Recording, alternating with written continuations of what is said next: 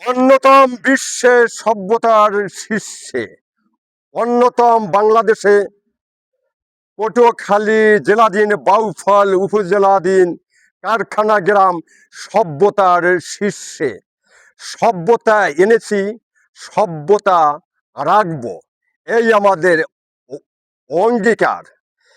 আমরা এখন দাঁড়িয়েছি পটুয়াখালী জেলাধীন বাউফল উপজেলার চর কারখানা প্রাথমিক সরকারি বিদ্যালয়ের সম্মুখে। এখানে এই ইতিহাস ও ঐতিহ্য সম্পর্কে আপনাদেরকে ভিডিওর মাধ্যমে অবহিত করতে চাই। এই চর কারখানা স্কুল যেখানে দাঁড়িয়েছি, আজ থেকে ৭৫ বছর আগে এখানে ছিল ঘরবাড়ি, ভিটিমাটি, কবরস্থান। আবার এই প্রলয়ঙ্কারী কারখানা নদী ভাঙ্গনের কারণে এখানে ছিল ৭০ হাত পানি। এখানে মাছ ধরত, নৌকা ভিড়ত, ঢাকাগামী সমুদ্রগামী জাহাজ এই জায়গা দিয়ে চলতো। আবার সেই জায়গায় সেখানে এই নির্মিত হয়েছে বাউফল উপজেলাধীন চর কারখানা প্রাথমিক বিদ্যালয়। এখানে এখানে বসতি স্থাপন হয়েছে। তাদের পূর্বপুরুষরা এখানে বাস করতেন। তারপরে প্রলয় ভাঙ্গলে আবার তারা নতুন সাজে সজ্জিত হয়েছেন। এটা মহান আল্লাহ তাআলার কুদরত এবং পীর-আউলিয়াদের ইশারা নিহিত আছে। আপনাদেরকে অবশ্যই বলতে বাধ্য হব যে কারখানা গ্রাম যে শীর্ষে, যে আমি কিছুদিন আগে একটি ভিডিও করেছিলাম যে কারখানা গ্রাম ৬৮,০০০ গ্রামের ভিতরে শ্রেষ্ঠ, কিন্তু আপনাদেরকে তেমন কোনো প্রমাণ আমি দেখাতে পারি নাই। তো তারপর আপনারা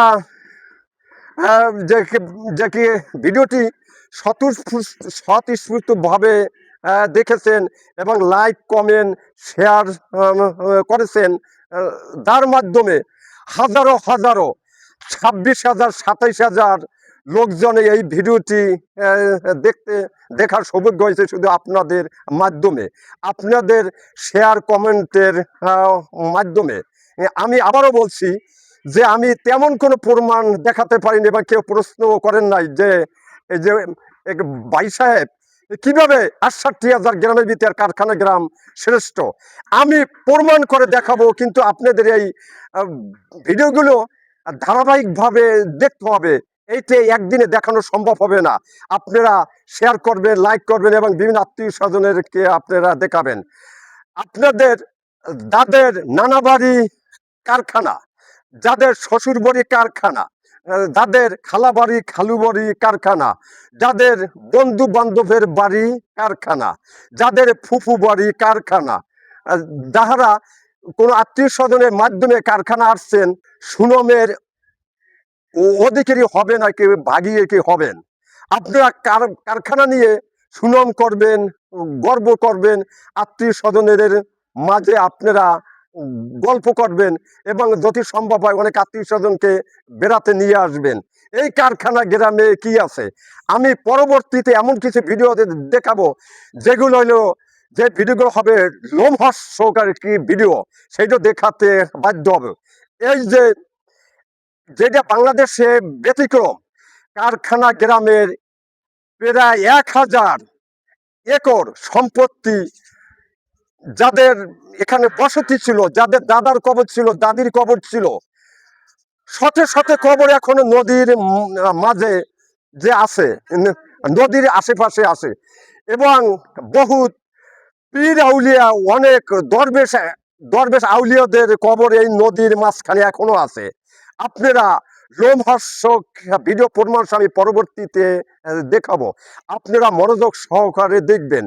আপনারা কারখানা গ্রাম নিয়ে সুনাম করবেন, আপনারা কারখানা গ্রাম নিয়ে গর্ব করবেন। এবং আরো কিছু কথা পরবর্তী ভিডিওতে দেখাবো।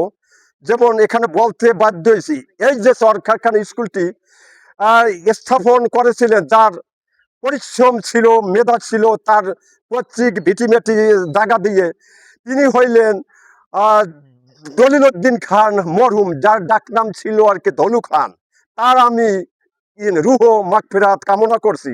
তার পরিবারবর্গ যারা যে যেখানে আছেন, তাদের যেন পরিবারবর্গ আত্মীয় স্বজনদের শান্তি বর্ষিত হোক, আমি তাদের উন্নয়ন সমৃদ্ধি কামনা করছি। এবং আরো এখানে যে বলতে হয় যে ওই যে কবরের কথা বললাম, নদীর মধ্যে, নদীর পাশে এখনো অনেক কবর আছে, অনেক যাদের যাদের আউলিয়া ছিলেন, তাদের আউলিয়াদের ইশারা ইঙ্গিতে কারখানা সভ্যতা টিকে আছে, ভবিষ্যতে আরো টিকে থাকবে।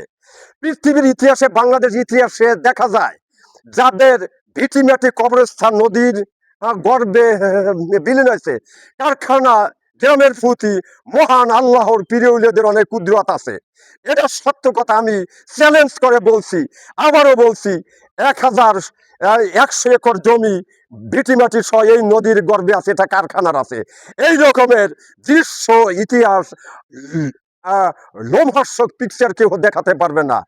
এখন আমি সেই পিরিয়ডে আর্তনাদ আমি শুনতে পাই, এখন চিৎকার বলে, হ্যাঁ, তারা সেই যারা যাদের কবরগুলো নদীর মাঝখানে আছে, নদীর পাশে আছে, তাদের আত্মা যেন শান্তিময় হোক এবং তারা যেন ব্যস্তবাসী হন, এই আশাবাদ ব্যক্ত করি।